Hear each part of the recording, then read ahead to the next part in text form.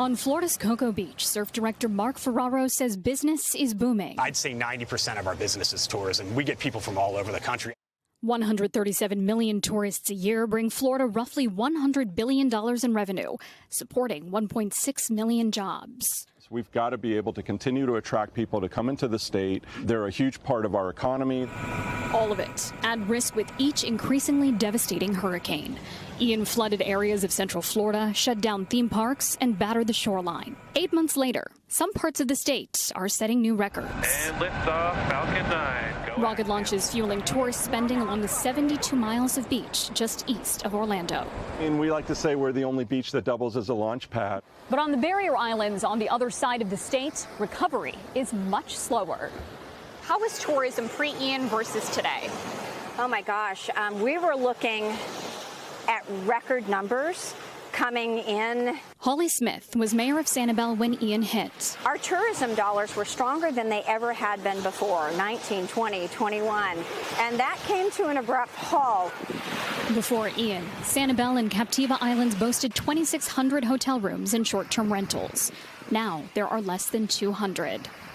The Island Inn, one of the only places you can stay. You want the tourists to come back, but you want the place to be ready for the tourists. So I think it's a fine line that we're walking as we recover.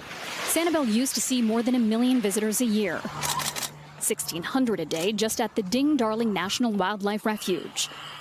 Wildlife is very resilient. Since reopening last month, it struggles to bring in 300 a day. You know, the wildlife will continue to use it, and that gives us a lot of hope.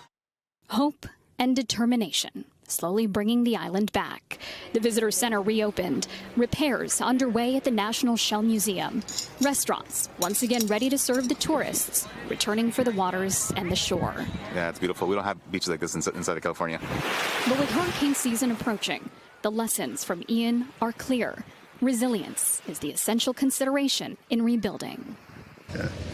Sanika, Sanibel took a huge hit. Did you get a sense talking to folks that maybe it wasn't a good idea to rebuild? Lester, across the board, what we saw is determination to come back. Tourism is the business of Sanibel Island, and without it, there isn't much of an economy.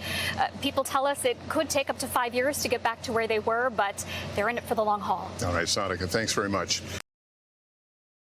Thanks for watching our YouTube channel. Follow today's top stories and breaking news by downloading the NBC News app.